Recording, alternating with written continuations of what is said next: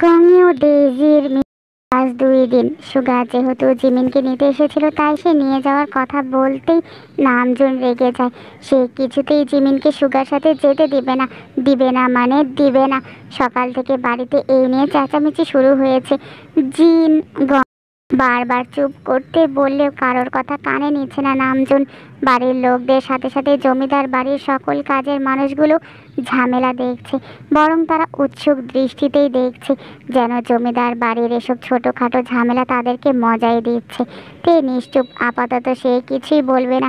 সুগা হাত বগল দাবা করে মাথা নিচু করে দাঁড়িয়ে আছে। পাশেই খানিকটা দূরে দাঁড়িয়ে জিমিন নখ কামড়াচ্ছে আর পিট পিট করে সুগা আর নামজনের দিকে তাকাচ্ছে। নামজুন বলেই যাচ্ছে আর সুগা মনোযোগী শ্রোতার মতো শুনেই যাচ্ছে। জিমিনকে নখ কামড়াতে দেখে লিসা মাথায় আস্তে করে একটা গাঁটটা মারে। জিমিন চোখ ছোট ছোট করে তাকাতেই লিসা ফিস ফিস করে বলে, বিয়ে হয়ে গেছে অথচ বাচ্চাদের মতো নখ কামড়ানোর মতো স্বভাব যায় নাই? সুগা ভাই কিছু বলে না তোকে? জিমিন সেসব কথা পাত্তা দিল না, বরং ব্যস্ত ভঙ্গিতে নিজেও ফিস ফিস করে বলল, কথা বলো না ছোট ভাবি, আব্বা জানার উনার কথা শুনতে দাও। মাস্টার মশাই কি বলবে এটা শোনো। লিসা আর কিছু না বলে নিজেও মনোযোগী শ্রোতার মতো তাকায়। কয়েক সেকেন্ড বাদেই জিমিন লিসার হাত চেপে ধরে বলে, এই আপু, মাস্টার মশাই আমাকে নিয়ে যাবে তো? আব্বাজানের কথা শুনে আবার আমাকে রেখে যাবে না তো? জিমিনের হঠাৎ এমন করায় লিসা খানিকটা চমকায়, বুকে থুথু দিয়ে কটমট করে তাকায় জিমিনের দিকে। দাঁতে দাঁত চেপে বলে, নিজেই বলিস কথা না বলে কি হচ্ছে তা দেখতে, আর নিজেই কানের 12টা বাজিয়ে দিচ্ছিস। আর একবার ভাবি, একবার আপু ডাকিস কেন? যে কোনো একটা ডাক। জিমি ঠোঁট উল্টে সুগার দিকে তাকায়, তারপর মিনমিনিয়ে বলে, আসলেই ভাবিরা ননদকে দেখতে পারে না, এর জন্যই তুমি আমাকে এমন বকো। আর তুমি তো আমার ভাবি আর আপু দুইটাই, তাই এর জন্যই আমি গুলিয়ে ফেলি, এক একবার এক একটা বলি। লিসা ঠোঁট চেপে হাসে, জিমিনের দিকে তাকিয়ে আবার সামনে তাকায়। নামজুন তখনও বলেই যাচ্ছে। নামজুন চুপ করে গেলেই সুগা মাথা তুলে তাকায়, ছোট্ট করে বলে, আমাদের ফিরতে হবে আব্বাজান, আমার ছুটির সময় সীমা শেষ। এর থেকে বেশি থাকলে নয়তো আমার চাকরিটাই টিকবে না। আশা করছি আপনার বলা শেষ। নামজুন খেপে ওঠে, হুঙ্কার ছেড়ে বলে, যাবে নিজে যাও, আমার মেয়েকে তোমাকে দিব না। সুগার শান্ত কণ্ঠের জবাব, আপনি জমিদার হলেও আমার বউকে আমার সাথে যাওয়া থেকে আটকানোর ক্ষমতা নেই আব্বাজান। জিমিন আমার বিয়ে করাবো, আপনি কেমন করে আটকাবেন তাকে? নামজন এবার রুখে আসে, মুখে যা আসে তাই বলতে থাকে সুগাকে। উপস্থিত সবার কান ঝা ঝা করে ওঠে। জিমিন কান চেপে ধরে নিস্তেজ কণ্ঠে বলে, চুপ করেন আব্বাজান, এসব ভাষা ব্যবহার করবেন না। সুগা দাঁতে দাঁত চেপে থাকে। এই পর্যায়ে জাঙ্কুক কথা বলে, চোখ বন্ধ করে শান্ত অথচ জোরালো কণ্ঠে বলে, সুগার সাথে এ ধরনের ব্যবহার করে নিজেকে ছোট করবেন না আব্বাজান। সুগা এ বাড়ির জামাই, আপনার নিজের মেয়ের জামাই, তার সাথে এ ধরনের ব্যবহার কি আপনার শোভা পায়? এসব করে আপনি পারবেন জিমিনের ওর সাথে যাওয়া আটকাতে? পুরো গ্রামের সামনে ওদের বিয়ে হয়েছে। নামজুন এবার ভীষণ রেগে গেল আর বলল, বিয়ে হয়েছে তো কি করব আমি? তোমাকে নিষেধ করেছিলাম না বিয়ে দিতে, দিয়েছো কেন? জাঙ্কুক তখন বলল, যা করা উচিত ছিল সেটাই করেছে আব্বাজান, এখন এসব করে লোক না হাসে ওদের যেতে দেন। নামজুন রেগে ওঠে। জাঙ্কুক সুগাকে বলে, সব গুছিয়েছ তো দুজন? সুগা ছোট্ট উত্তরে জানায় তারা সব গুছিয়েছে। জাঙ্কুকের ব্যবহারে নামজুন রেগে গেলেও আর কিছু বলে না। আপাতত তার পাপের সঙ্গীরা কেউ নেই, তাই তার যা করতে হবে খুবই সাবধানে। মনে মনে ক্রোধের পাহাড় জমিয়ে চুপচাপ বসে থাকে নামজুন। জাঙ্কুকের নির্দেশে সুগা আর জিমিন তৈরি হতে চলে যায়। নামজন ফুঁসতে ফুঁসতে বলে, কাজটা ঠিক করছো না জাঙ্কুক। জাঙ্কুক জবাব দেয় না, হলরুম নীরবতায় ছেয়ে যায়। মিনিট 30 বাদে হাজির হয় সুগা আর জিমিন। নামজনের দিকে এক পলক তাকিয়েও জিমিন সেদিকে যাওয়ার সাহস পায় না, চুপচাপ ঘুরে চলে আসে। সুগা শক্ত করে আঁকড়ে ধরে জিমিনের হাত। সবার থেকে বিদায় নিয়ে সদর দরজা পেরোতে পেরোতে শক্ত প্রতিজ্ঞা নিয়ে সুগা বলে, তোমার এই হাত যেভাবে ধরেছি ওভাবেই আজীবন ধরে থাকবো জিমিন। তোমাকে সুখের বদলে কখনো দুঃখের অশ্রু ঝরতে দেব না, কথা দিলাম। জিমিন কান খাড়া করে প্রত্যেকটা কথাই শোনে, চোখ পিট পিট করে একবার সুগার দিকে তাকিয়ে চোখ নামিয়ে নেয়, ঠোঁট প্রসারিত করে হাসে। মনে শান্তি অনুভব করে সে।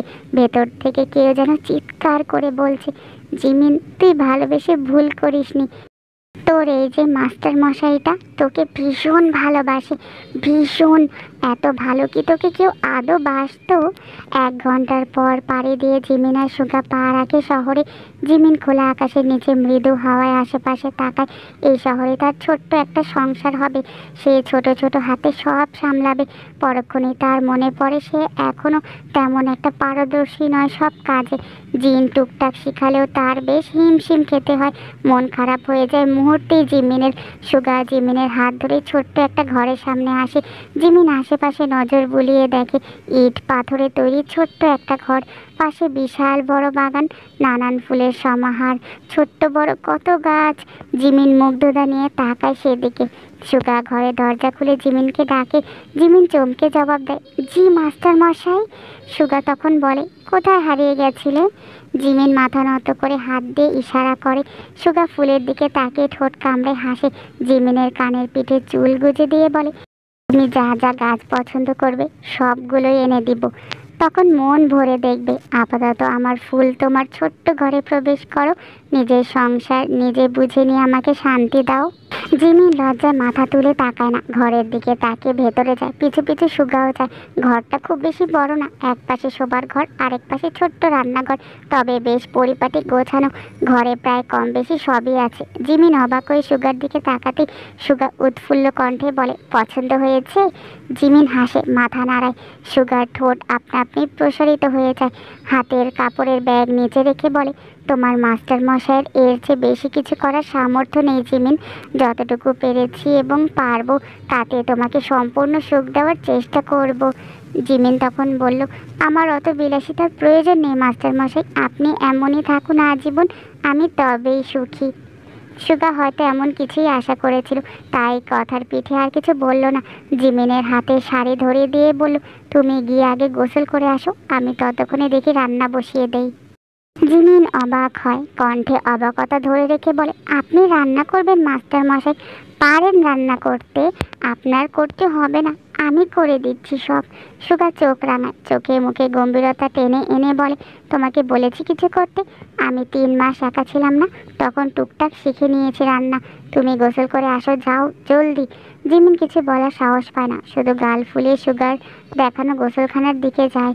সুগা সেদিকে তাকিয়ে হাসে। আপাতত গরম গরম ভাত আর ডিম ভাজা দিয়ে চালাতে হবে। বিকেলে সে টাটকা বাজার করে নিয়ে আসলে তখন অন্য কিছু রান্না হবে।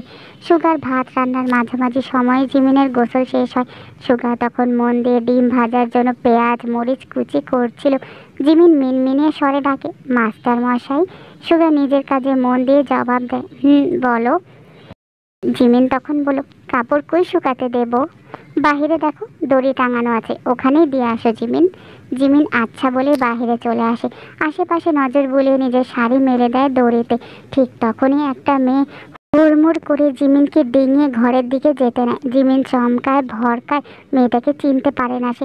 মেয়েটা এক পলক জিমিনের দিকে তাকায় বিরক্তি নিয়ে, তারপরই চলে যায় ঘরে। জিমিন বেশ অবাক হয়, নিজেও কৌতূহল বশত পিছু পিছু ঘরে আসে। মেয়েটা ঘরে ঢুকে বেশ আনন্দিত স্বরে সুগাকে বলে, সুগা ভাই আপনি কখন আসলেন? আর এসে রান্না বসিয়েছেন কেন? এত কষ্ট করতে হবে আপনার? আমাকে ডাকলেই তো আমি করে দিতাম। জিমিনের হৃদয় আপনা আপনি কুঁচকে যায়, হাত বুকের উপর আড়াআড়িভাবে রেখে দরজার সাথে ঠেস দিয়ে দাঁড়ায় কি হচ্ছে তা দেখার জন্য। সুগা যেন মেয়েটির কণ্ঠ শুনে বেশ বিরক্ত হলো। নিজের এত মনোযোগের কাজ রেখে বিরক্তির কণ্ঠে বলল, আমার নিজের কাজ আমার নিজের করাই বেশি পছন্দ।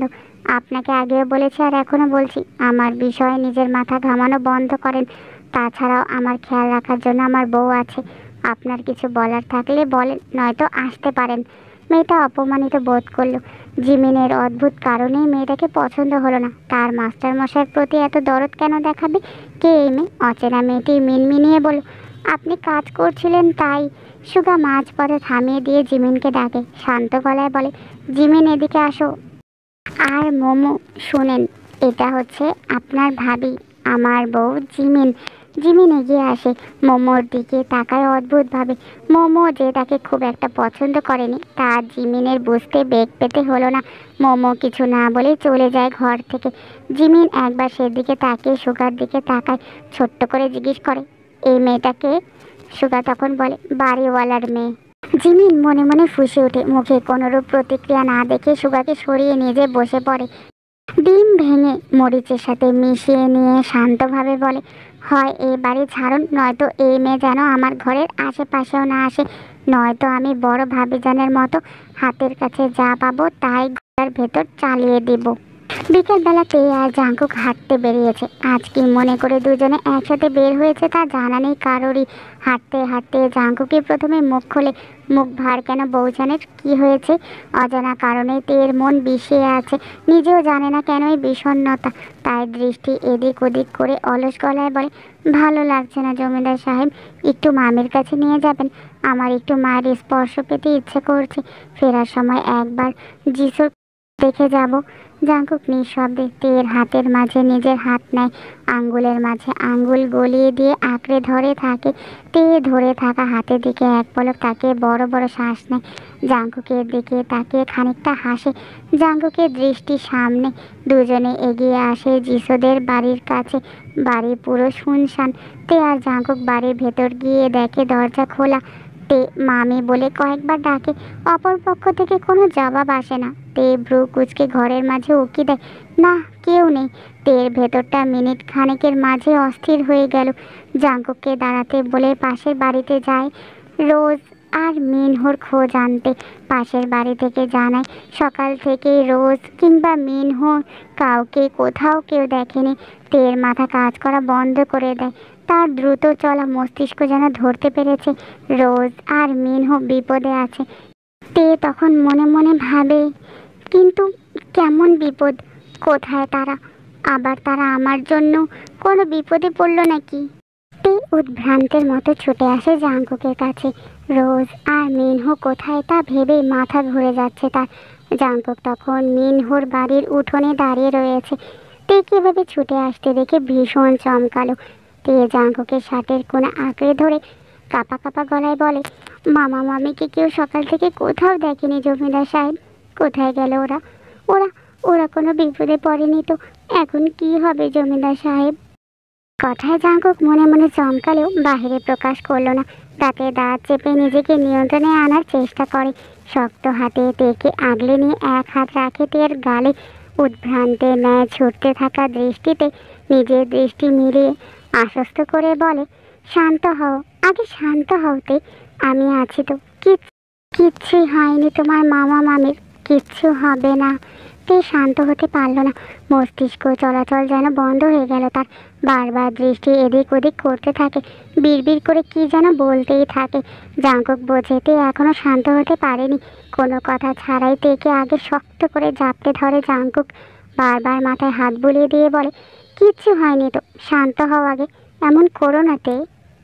মিনিট খানেকের মাঝে শান্ত হয়ে যায়। জাঙ্কুকের বুকে মাথা থেকে নিশ্চুপ হয়ে পড়ে থাকে। ক্লান্ত মস্তিষ্কে চাপ দিতে পারে না সে। শরীরের ভার ছেড়ে দেয় সম্পূর্ণ জাঙ্কুকের উপর। জাঙ্কুক তখনও শক্ত হাতে আগলে আছে তেকে। চোয়াল শক্ত হয়ে গেছে তার। বারবার নিজেকে নিয়ন্ত্রণ করতে গিয়ে ব্যর্থ হচ্ছে। জাঙ্কুক যখন বোঝেতে শান্ত হয়েছে তখন ধীরে ধীরে ছেড়ে দেয় তেকে। তে নিশ্চুপ হয়ে যায়। তার মাথার মধ্যে চলতে থাকা মামা মামি কোথায়। এক মাকে সে অনেক আগেই হারিয়ে ফেলেছে। এবার তার মায়ের মতো আগলে রাখা মামিকেও হারাতে হবে কি? জাঙ্কুকের হাত শক্ত করে ধরে রাস্তা দিয়ে এগোতে শুরু করে। শান্ত কণ্ঠে বলে, চলো তে। তে জবাব দেয় না। পুরো রাস্তা দুজনে নিশ্চুপভাবে হাঁটে। জমিদার বাড়িতে ঢুকেই জিন আর জেনিকে প্রথমে নজরে আসে। জিন এগিয়ে আসতেই জাঙ্কুক ব্যস্ত কণ্ঠে বলে, আম্মা জান, তের মামা মামি বাড়িতে নেই, কেউ কোনো খোঁজ জানেও না। আপনি একটু তেকে সামলান, আমার যেতে হবে। জাঙ্কুকের কথা শুনে জিন চমকে যায়। রোজ আর মিনহো নিখোঁজ শুনে তারও ঢের বোঝা হয়ে যায়। এসবের পেছনে কার হাত রয়েছে? জাঙ্কুক দ্রুত তের হাত ছেড়ে উল্টো ঘুরতে নিলেই তে হাত টেনে ধরে জাঙ্কুকের। ব্যস্ত কণ্ঠে বলে, কোথায় যাচ্ছেন আপনি? যাবেন না কোথাও। জাঙ্কুক জিভ দিয়ে ঠোঁট ভিজে নেয়। জিনের দিকে এক পলক তাকিয়ে তের হাত ছাড়িয়ে নিয়ে বলে, আমি আসবো তো তে, হাত ছাড়ো, আমি চলে আসবো খুব তাড়াতাড়ি। তের মন মানে না। জাঙ্কুক হাত ছাড়িয়ে চলে যায়। বিষণ্ণতা ঘিরে রাখা মনটা আরও বেশি বিষণ্ণ হয় তের। চোখ উপচে কান্নারা চলে আসে। ভেজা দৃষ্টিতে তাকিয়ে থাকে জাঙ্কুকের যাওয়ার দিকে। জিন হয়তো বোঝে। তের গালে হাত রেখে সামান্য হাসে। ছোট্ট করে বলে, চিন্তা করো না তে, জাঙ্কুক ঠিক তোমার মামা মামিকে খুঁজে নিয়ে আসবে, এখন ঘরে চলো। তে কোনো কথাই বলে না, শুধু জাঙ্কুকে যাওয়ার পথে তাকিয়ে থাকে। জিন থেকে তাদের ঘরে নিয়ে যায়। তের অশান্ত মনে আরও অশান্তির সৃষ্টি হয়ে গেছে।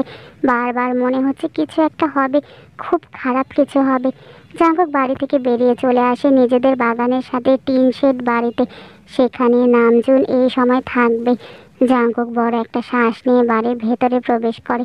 নামজুনের সাথে আরও দুজন লোক বসে তখন খেলায় মত্ত। জাঙ্কুককে দেখে নামজুন বাঁকা হাসে, ব্যঙ্গাত্মক কণ্ঠে বলে, বড় পুত্র খেলবে নাকি? জাঙ্কুক কিচ্ছুই বলে না। বাকি দুজন লোকের দিকে তাকিয়ে পা থেকে মাথা পর্যন্ত পর্যবেক্ষণ করে। তাদের উদ্দেশ্যে শীতল কণ্ঠে বলে, বাহিরে যান দুজন। জাঙ্কুকের কথা অমান্য করার মতো দুঃসাহস তাদের নেই, তাই হুকুম মেনে কোনো রকমের উঠে চলে যায়। নামজুন মাথা এলিয়ে দেয় খাটের সাথে, নিজ থেকেই আবারও বলে, ওদের বের করে দিলে কেন জাঙ্কুক? তুমি বুঝি সত্যিই খেলবে? জাঙ্কুক এ প্রশ্নের জবাব দেয় না, সম্পূর্ণ উপেক্ষা করে নিজে প্রশ্ন করে, মিনহো আর তার বউ কোথায় আব্বাজান? নামজুন একটুও চমকায় না, অবাকও হয় না। সে যেন আগে থেকেই জানতো এমন কিছু হবে। নামজুনের চুপ থাকার স্বাভাবিক মুখশ্রী জাঙ্কুকের চোয়াল শক্ত করে দেয়। বুঝতে বাকি থাকে না নামজুন ইচ্ছে করে করেছে এসব। জাঙ্কুক আবারও বলে, ওরা কোথায় আব্বাজান? নামজুন তখন বলল, তুমি জেনে কি করবে জাঙ্কুক? জাঙ্কুক হাত মুষ্টিবদ্ধ করে নেয়। নামজুন দেখে তা, তবে একটা শব্দ বলে না। জাঙ্কুক নিজেই বলে, আব্বাজান, আমি আপনার সকল পাপের জায়গা চিনি। আমি নিজে থেকে খুঁজে বের করলে তা যে খুব একটা ভালো হবে না, তা আপনিও জানেন আর আমিও জানি। তবুও যদি আপনি এটাই চান, তবে আমি এটাই করব। যা চাচ্ছেন তা কখনোই হবে না। তে কিন্তু এত দুর্বল না। তে সব কিছু পেরিয়েই পাপের শাস্তি দেবেই। নামজুন ক্রুদ্ধ হলো, তবে মুখে কিছুই বলল না। জাঙ্কুক উল্টো ঘুরে চলে আসতে নিলেই নামজুন শক্ত মোটা রড দিয়ে আঘাত করে জাঙ্কুকের মাথায় আর পিঠে। মাথার ভেতরটা যেন মুহূর্তে নড়ে ওঠে জাঙ্কুকের। জাঙ্কুক ঢলে পড়ে যায়, চোখের সামনে সবটা আবছা হয়ে ওঠে। বারবার মাথা নাড়িয়ে দৃষ্টি স্পষ্ট করতে চাইলেও করতে পারে না। আবছা দৃষ্টিতে তাকাতেই দেখতে পায় নামজনের হাসি। জাঙ্কুক দাঁতে দাঁত চেপে কাঁপা কাঁপা কণ্ঠে বলে, আপনি নিজের প্রতিজ্ঞা রাখেননি, আমার কাছেও আর আশা করবেন না আব্বাজান। আর কিছু বলতে পারে না জাঙ্কুক, জ্ঞান হারিয়ে মাটিতে পড়ে যায়। নামজুন ভেতর থেকে ডাকতেই বাহিরে দাঁড়ানো দুজন লোক ভেতরে আসে।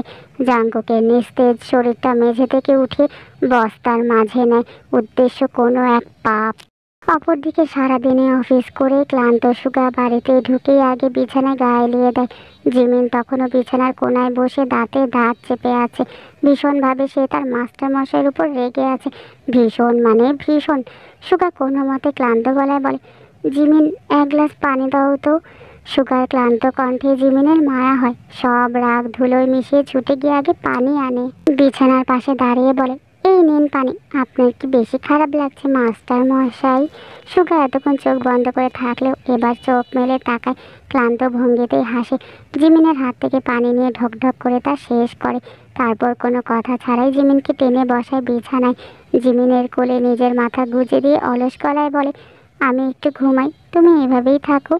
জিমিন বার কয়েক চোখের পলক ফেলে, শুকনো ঢোক গিলে ভাঙা ভাঙা ভাবে বলে, গোসল করবেন না মাস্টার মশাই? আগে গোসল করে আসুন, তারপর খেয়ে না হয় ঘুমান। সুগা শুনল, মন না চাওয়া সত্ত্বেও নিজের জায়গা ছেড়ে উঠতে হলো। জিমিন নিজেই সুগার প্রয়োজনীয় জিনিসপত্র এগিয়ে দেয়। সুগা হাসে, বোকা জিমিন সংসারী হয়ে যাচ্ছে, কিন্তু সুগার যে এই মেয়ের বোকা কথা শুনতেই বেশি ভালো লাগে। কবে আবার বোকা কথা বলবে এই মেয়েটা? ঠোঁট উল্টে তাকায়। খুট করে এমন করায় জিমিন খানিকটা চমকায়, চোখ ছোট ছোট করে বলে, কি হয়েছে মাস্টার মশাই? সুগা তখন বলো, একটু বোকা বোকা প্রশ্ন করো তো জিমিন। জিমিন যেন বোকা হয়ে যায়, ফ্যাল ফ্যাল করে তাকিয়ে জিজ্ঞেস করে, কেমন করে? সুগা মুহূর্তে হেসে ওঠে, নিজের মুখে প্রাণবন্ত হাসি হেসে জিমিনের গোছানো চুল এলোমেলো করে দেয়। তারপর জিমিনের কপালে ঠোঁট ছুঁয়ে নিজে চলে যায় গোসলখানায়। জিমিন শুধু তাকিয়ে দেখে। যখন তার বোধ হয় সুগা তার কপালে ঠোঁট ছুঁয়েছে, তখন হুট করে লজ্জা পায় জিমিন। চুপচাপ এসে বিছানা ঠিক করে সুগার জন্য খাবার সাজায়। সুগা গোসল সেরে আসলে ভেজা কাপড় ওভাবেই রাখে জিমিন। সুগাকে খেতে বসতে বললেই ঘরের দরজায় টোকা পড়ে। সুগা ভ্রু কুচকায়, বাহির থেকে শব্দ আসে বাড়িওয়ালার বউয়ের। সুগা দরজা খুলে দিয়ে সালাম দেয়। মহিলা সালাম নিয়ে ঘরের ভেতর ঢুকে পড়ে। জিমিন তখন গোসলখানা থেকে বের হচ্ছে। জিমিনকে দেখে মহিলাটা বলল, এটা তোমার বউ সুগা? সুগা এক গাল হেসে মাথা নাড়ে। জিমিন এগিয়ে এসে সালাম দেয়। মহিলাটি জহুরি নজরে পরখ করে কিছু বলতে চেয়েও বলে না। সাধারণ কথাবার্তা শেষ করে গলা পরিষ্কার করে বলে, তোমার কাছে এসেছি একটা দরকারি সুগা। জিমিনের ভ্রু কুঁচকে যায়। মোমোকে দেখার পর থেকে তার এই বাড়িওয়ালা, তার বউ কিংবা এই বাড়ির কাউকে ভালো লাগে না। সুগা বরাবরের মতো হেসে জিজ্ঞেস করে, কি কথা?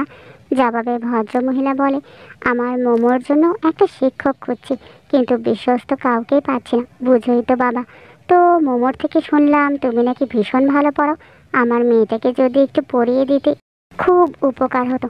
না করো না বাবা। মহিলার কথা শেষ হতে না হতেই সুগা চট করে তাকায় জিমিনের দিকে। জিমিন শান্ত দৃষ্টিতেই সুগার দিকেই তাকিয়ে আছে। এই শান্ত দৃষ্টির মানে যে ভয়ঙ্কর তা হাড়ে হাড়ে টের পাচ্ছে সুগা। সুগা ফাঁকা ঢোক গিলে বলে, আমি আপনাকে জানাবো চাচি। মহিলাটি খুশি হলেন না খুব একটা। জোর দিয়ে বলে, রাজি হয়ে যেও কেমন। সুগা কিছু বলে না। মহিলাটি বিদায় নিয়ে চলে যায়। সুগা ঘরের দরজা লাগিয়ে আসে জিমিনের কাছে। জিমিন কিছু বলে না, চুপচাপ এসে খাবারের জায়গায় বসে বলে, খেতে বসেন মাস্টার মশাই। সুগা টু শব্দও করে না, খেতে চলে আসে। জিমিন নীরবে নিজের প্লেটে খাবার নিয়ে সুগাকেও দেয়। চুপচাপ খেতে শুরু করে, পুরো সময় কোনো শব্দ করে না। সুগা খাওয়া শেষে বিছানায় গা এলিয়ে দেয়। জিমিন সব গুছিয়ে এসে নিজেও পাশে শুয়ে পড়ে। অনেকটা সময় পর নিজেই বলে, আমাকে বাড়িতে দিয়ে আসবেন কাল, নয়তো দুদিন পর আপনাকে শুনতে হবে এর বর আপনি। রাত তখন 11টার আশেপাশে। জাঙ্কুক তখনও ফেরেনি। সবাই যে যার মতো ঘুমিয়ে পড়েছে। পুরো ঘরে পায়চারি করতে থাকে তে। একবার এই মাথা তো আরেকবার ওই মাথায় যাচ্ছে। মনের মাঝে বারবার কু ডাকছে। চিন্তায় মাথা ব্যথা করছে তার। বারবার বারান্দায় গিয়ে উকি দিচ্ছে জাঙ্কুক আসছে কিনা তা দেখার জন্য। শেষবার বারান্দায় গিয়ে দাঁড়াতেই চোখে পড়ে একটা অবয়ব। তে ভালো মতো তাকে বুঝতে পারে এটা নামজুন। নামজুন এত রাতে কোথায় যাচ্ছে তা ভেবে ভ্রু কুঁচকে যায় তের। মাথায় হাজারটা চিন্তার পোকা নিয়ে একবার ভাবে নামজুনের পিছে যাবে, আবার পরক্ষণে ভাবে যাবে না। কিন্তু মনকে স্থির করতে না পেরে একটা তলোয়ার নিয়ে জলদি ঘর থেকে বের হয়তে আল্লাহর নাম নিয়ে দৌড়ে নামজনের পিছু পিছু যায়। কিছুটা দূরত্ব রেখে চলতে থাকে। একদম গ্রামের শেষ প্রান্তের কাছে এসে একটা পোড়া বাড়ির ভেতর প্রবেশ করে নামজন। এভাবে আসাটা যে উচিত হয়নি তা বুঝে ওতে কঠিন সিদ্ধান্ত নেয়। সে কিছুতেই পিছিয়ে যাবে না। বড় বড় শ্বাস নিয়ে ছোট ছোট কদমে বাড়ির কাছে এগিয়ে যায়। ভেতরে প্রবেশ করতেই তরল কিছু এসে পড়ে তার গায়ে। চোখ মুখ বন্ধ করে নিয়ে হাত দিয়ে মুখ আগলায়। পুরো গা ভিজে চুপচুপে হয়ে গেছে তের। ভেসে আসছে কেরোসিনের গন্ধ।